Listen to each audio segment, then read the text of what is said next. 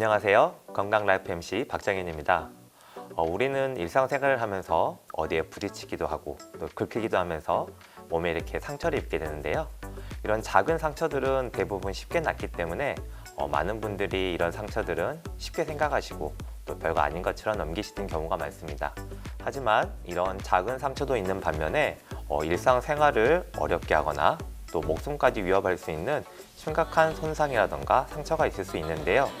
오늘은 그러한 손상들 중에서도 특히 잘 일어날 수 있는 척수 손상에 대해서 이야기해 볼까 합니다. 좋은 말씀해 주실 재활학과 전문의 김민현 원장님 모셨습니다. 안녕하세요. 안녕하세요.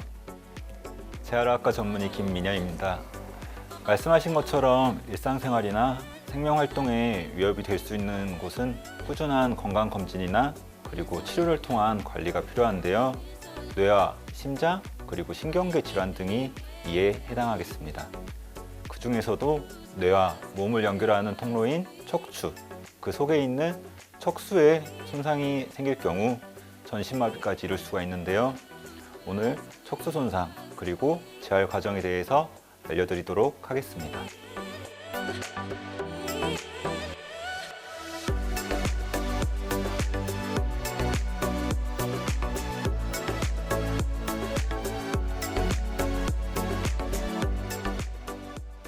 네, 원장님, 사실 저희가 이제 척추는 정말 많이 들어보는데 많은 분들이 척수가 뭐지? 이렇게 이제 의아해 하실 분들이 많이 있으실 것 같아요. 네. 척수가 어떠한 장기고 어떤 역할을 하는지 한번 자세히 설명 좀 부탁드리겠습니다. 네. 척수는 뇌와 함께 중추신경계를 이루고 있고 척추뼈 속에서 보호를 받고 있는 신경다발을 말합니다. 뇌와 팔다리를 연결하는 신경들로 구성이 되어 운동신호 그리고 감각신호를 위아래로 전달합니다. 이러한 척수에 손상이 생겨서 정상적인 운동이나 감각 그리고 자율신경에 이상이 생긴 상태를 척수 손상이라고 합니다. 네. 그러면 이제 우리가 쉽게 생각하면 척추에 뼈가 있는데 그 안에 있는 이런 신경 다발을 말하는 걸로 생각할 수도 있겠네요. 네, 맞습니다. 네, 원장님, 그러면 사실 척추뼈가 저희가 이제 두개골이라고 그러죠. 머리뼈만큼이나 굉장히 단단한 이제 뼈로 이렇게 저희가 알고 있는데 그런 단단한 구조물 안에 있게 되면 사실 손상받는 경우가 쉽지 않을 것 같은데 어떠한 경우에 이런 척수 손상을 입을 수 있을까요? 네, 말씀하신 것처럼 척추뼈 자체는 단단하기 때문에 이를 뚫고 척수에 손상이 가해지려면 외상에 의한 경우가 많습니다. 특히 외상 중에서도 교통사고나 추락사고가 대부분을 차지하고 그 외에 스포츠 손상이나 폭력에 의해 발생하기도 합니다. 외상이 아닌 원인으로는 심한 추간판 탈출증이나 협착증, 그리고 척수염, 척수경색, 척수종양 등이 있습니다. 네. 그러면 이 중에서 제일 흔한 거는 어떤 건가요? 아무래도 우리 교통사고가 제일 흔하다고 할 수 있겠습니다. 네. 그러면 사실 저희가 이제 교통사고는 정말 많이 일어나니까 생각보다 많은 분들이 있으실 것 같은데 이런 실제로 이렇게 척수 손상이 일어나는 발생률이 궁금한데요. 어느 정도나 되나요? 일반적으로 척수 손상은 아주 흔하게 발생하지는 않는데요.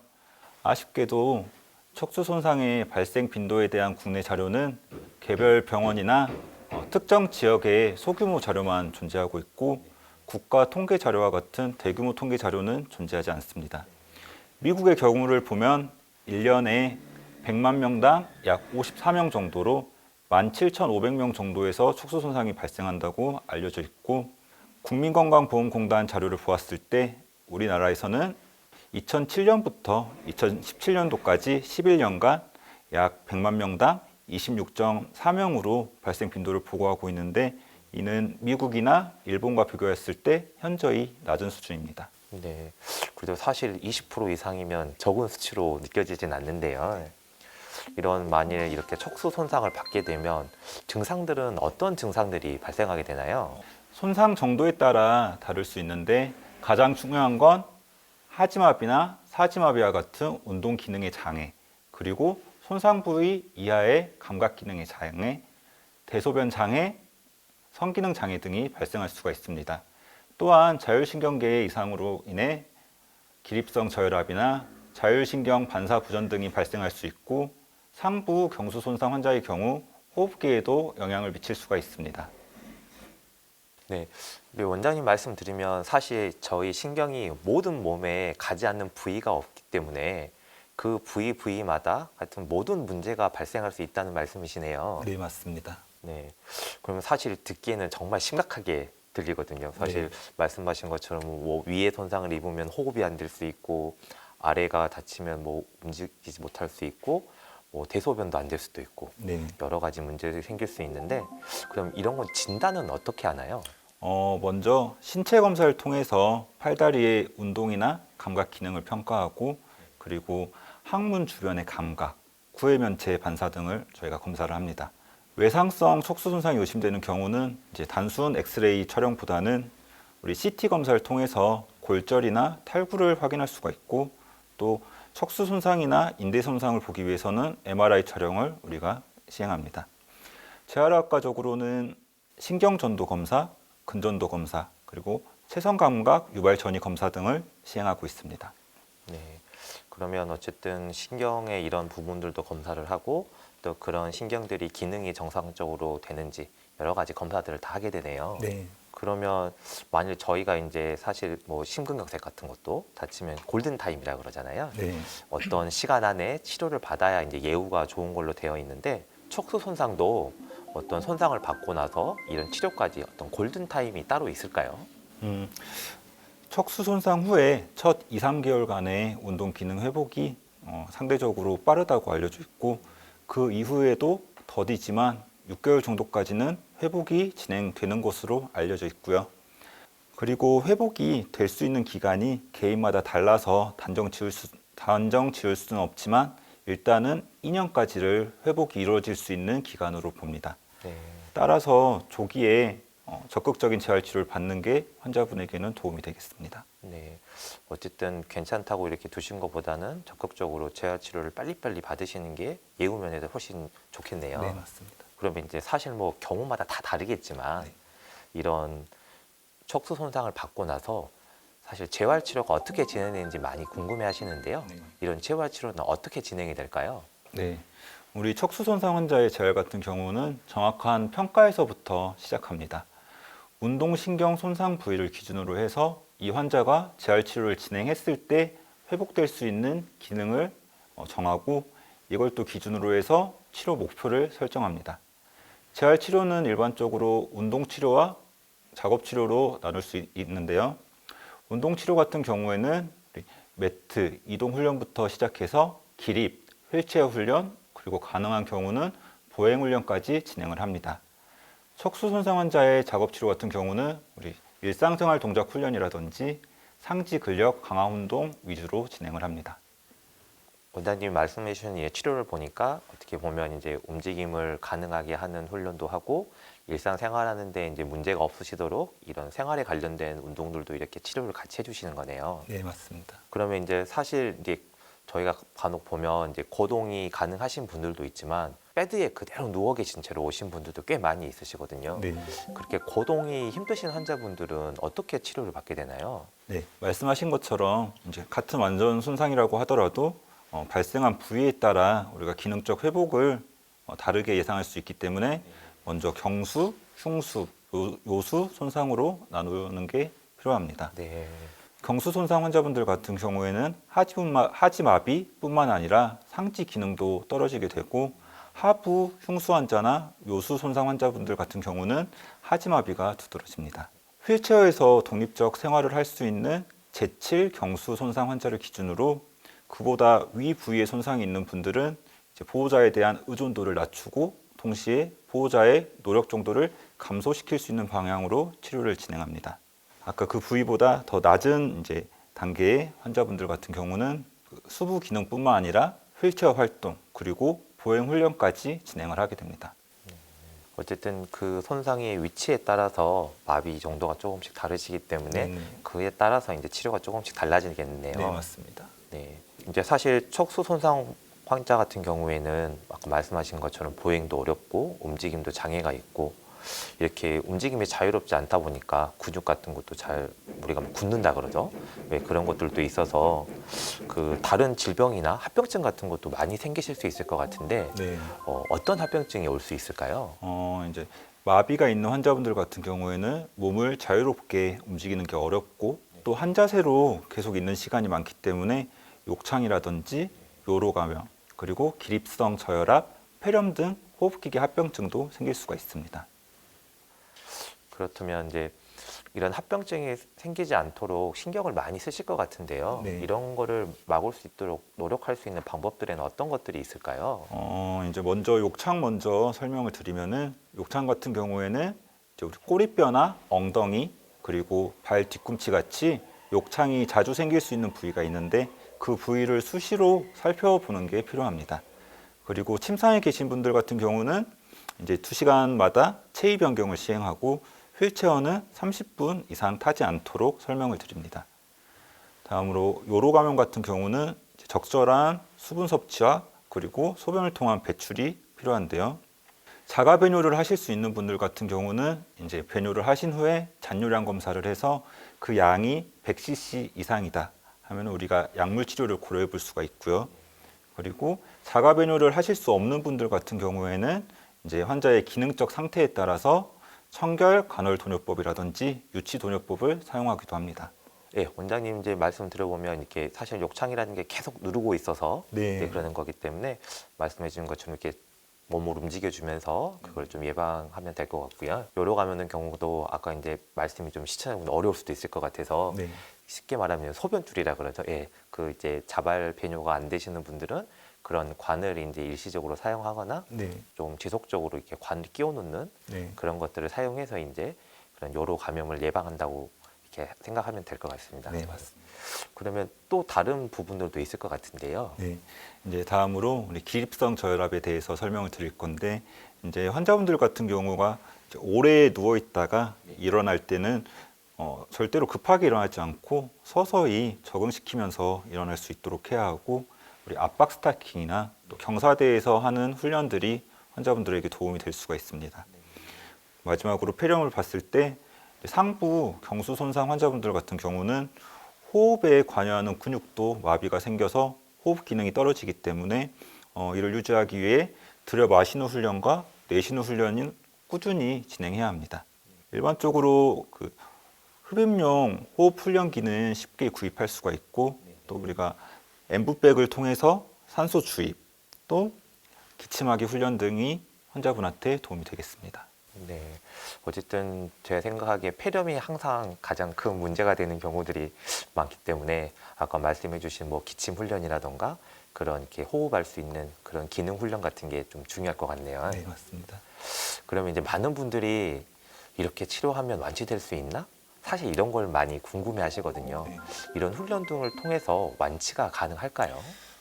척수 손상의 정도에 따라서 우리가 기대치를 다르게 잡는데 일반적으로 완전 손상일 경우 기대치를 더 낮게 봅니다.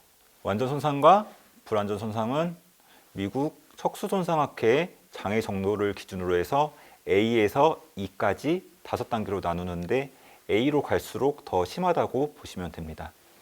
A는 완전 손상, B, C, D는 불완전 손상, 그리고 E는 이전에 척수 손상이 있었지만 지금은 운동이나 감각 기능이 회복된 상태를 이야기를 합니다.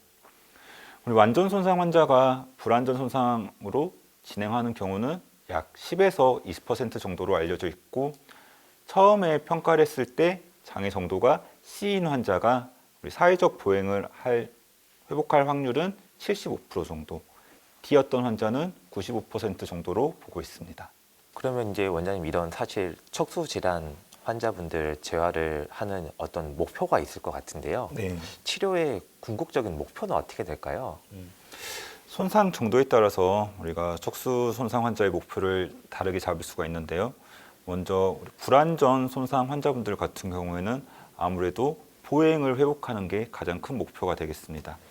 우리 보조 도구나 보장구를 이용해서라도 독립적으로 보행할 수 있는 것을 큰 목표로 잡고 있고 제7 경수 손상 이상의 완전 손상 환자분들은 손 기능이 약하기 때문에 아무래도 우리 휠체어 보행이라든지 일상생활 동작을 수행하는 데 있어서 보호자의 의존도를 최소화시키는 게 목표가 되겠습니다. 네. 그럼 이제 사실 원장님 지금까지 오랫동안 진료해 오셨기 때문에 사실 이런 척수 손상 환자분들 재활도 많이 하셨을 건데 혹시 이런 환자분들 중에서 특별히 기억 남거나 그런 분들이 혹시 있을까요? 이제 아무래도 척수 손상 환자들을 제가 여러 뵀지만 네. 그 중에서도 우리 흉수 손상으로 하지마비가 있었던 한 분이 제일 기억이 나는데요. 네네. 그분 같은 경우에는 제 앞에 처음 입원했을 때는 하지마비가 심해서 앉은 상태에서 균형 잡는 것도 잘 안 되셨었는데 퇴원하실 때는 그래도 잡고 일어설 정도가 되셨고 다음에 이제 배웠을 때는 보행기를 잡고 걷는 모습까지 봤습니다. 이렇게 재활치료 통해서 환자분들이 좋아지는 경우가 이제 아무래도 제가 지금 의사하면서 가장 큰 보람을 느끼는 순간인 것 같습니다. 네. 사실 저는 이제 안과 의사다 보니까 잘 그런 부분들을 느끼지는 못했는데 사실 주변에 보면은 이렇게 이제 척추 손상 같은 거 많이 이렇게 사고로 당하신 분들은 이런 재활 치료를 이렇게 시작한다고 했을 때 가장 중요하게 생각해야 되는 거는 어떤 것이 있을까요? 우리가 재활치료라고 하는 거는 이제 수술적 치료나 다른 내과적 치료와는 다르게 좋아지는 정도가 아무래도 서서히 나타나게 됩니다.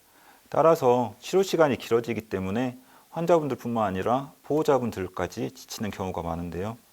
그럼에도 불구하고 이제 재활치료에 있어서 좋아지는 시기가 있고 또 개인마다 좋아질 수 있는 정도가 다르기 때문에 꾸준히 치료를 받으시는 게 중요하겠습니다.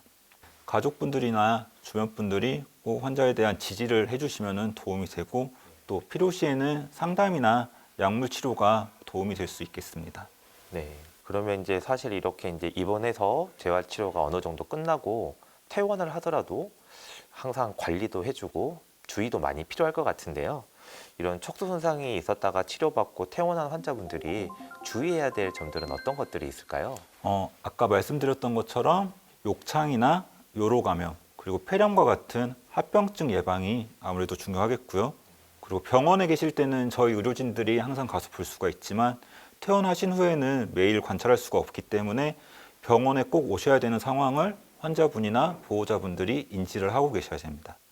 그런 상황으로는 환자분이 열이 나신다든지 아니면 혈압이 올라가서 머리가 깨질 듯이 아프고 얼굴이 붉어진다든지 기립성 저혈압으로 인해서 환자가 앉은 상태에서 기절을 하신다든지 관절 운동을 하신 후에 뚝 소리가 나면서 붓는다든지 그리고 다리 쪽으로 붓기랑 열감이 같이 있는 경우에는 꼭 병원에 오셔서 진료를 받으셔야 합니다. 지금 이제 이렇게 집에 퇴원하고 계신 환자분들은 이 내용을 꼭 기억하고 계셔야겠네요. 네. 그러면 이제 사실 모든 질환이 마찬가지지만 사실 예방이 제일 좋은데요. 네. 사실 척수 손상은 예방하기도 쉽지 않을 것 같지만 혹시 예방할 수 있는 방법이 있으면 한번 설명 좀 부탁드리겠습니다. 말씀하신 것처럼 이제 척수 손상이라고 하는 거는 예방하기가 쉽지 않아서 그럴 경우를 우리가 줄여야 되는데요. 이제 아무래도 우리 익스트림 스포츠나 그리고 오토바이 같은 경우를 조심해야겠습니다. 발생 빈도에 대해서 설명드리면서 이제 젊고 활동적인 분들에게서 외상적 손상으로 척수 손상이 많이 생긴다고 말씀드렸는데요. 따라서 우리 앞에 말씀드린 스포츠를 즐기시더라도 속도를 조금 낮추고 안전장비를 철저하게 하신 후에 운동을 하시는 게 좋겠습니다. 그리고 이제 원장님 말씀하신 것처럼 이게 사고로 많이 발생하기 때문에 사실 그 사고가 처음 일어났을 때 주변에 있는 분들의 사실 응급처치나 이런 것도 굉장히 중요할 것 같거든요. 네. 어떻게 처치를 해줘야 되는지 한번 설명 좀 부탁드리겠습니다. 일단은 외상으로 인해서 사고가 발생했을 때 다치신 분이 팔다리의 감각이나 운동 기능이 떨어진다고 하면은 오히려 이 환자를 움직이는 게 더 손상을 악화시킬 수가 있습니다. 네. 사고 현장에서 팔다리에 마비가 있는 환자분은 쉽게 움직이지 않고 우리 널빤지나 우리 척추 고정대를 통해서 환자를 고정시킨 후에 이동하는 것이 더 도움이 되겠습니다. 네.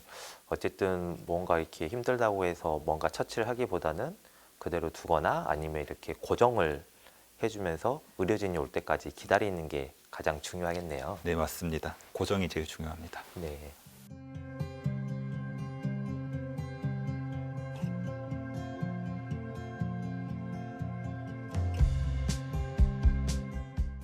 이번 시간에는 척수 손상과 재활 치료에 대한 오해와 궁금증을 OX 퀴즈로 알아보는 시간 갖도록 하겠습니다.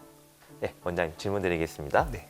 네, 척수 손상 후 6개월이 지난 후에 재활 치료를 진행하면 완전한 회복은 불가능하다. 정답은 X입니다. 아무래도 회복의 정도가 더디겠지만 개인마다 회복할 수 있는 정도가 다르기 때문에 6개월 후에는 완전한 회복을 이룰 수 없다라고 단정 짓기는 어려울 것 같습니다. 그래도 최대한 빨리 병원에 오셔서 재활 치료를 진행하는 것이 필요하겠습니다. 네, 다음 질문 드리겠습니다. 허리 디스크를 방치할 경우에는 척수 손상이 올 수 있다. 정답은 O입니다. 심한 허리 디스크 같은 경우는 우리 척수를 압박해서 척수 손상을 일으킬 수가 있습니다. 네, 다음 질문입니다. 재활 치료는 수술하기 전부터 진행해야 한다. 이거는 세모로 답하겠습니다. 예.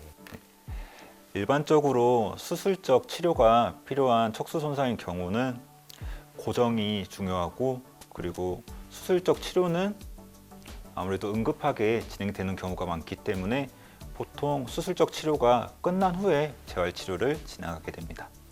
네, 다음 질문입니다. 척수 손상이 있는 경우면 가급적 움직이지 않는 것이 좋다. 네, 답은 X입니다. 척수 손상이 있다고 움직이지 않는 거는 이제 경직이나 욕창과 같은 합병증을 일으킬 수 있기 때문에 뇌 외과적으로 안정이 된 후에는 적극적인 재활 치료가 필요합니다. 네, 마지막 질문입니다. 척추 손상의 경우 통증이 낮보다 밤에 더 심하게 느껴질 수 있다. 답은 O입니다. 여러 연구에 따르면 아침이나 낮의 통증보다 밤의 통증이 더 심하다고 알려져 있습니다.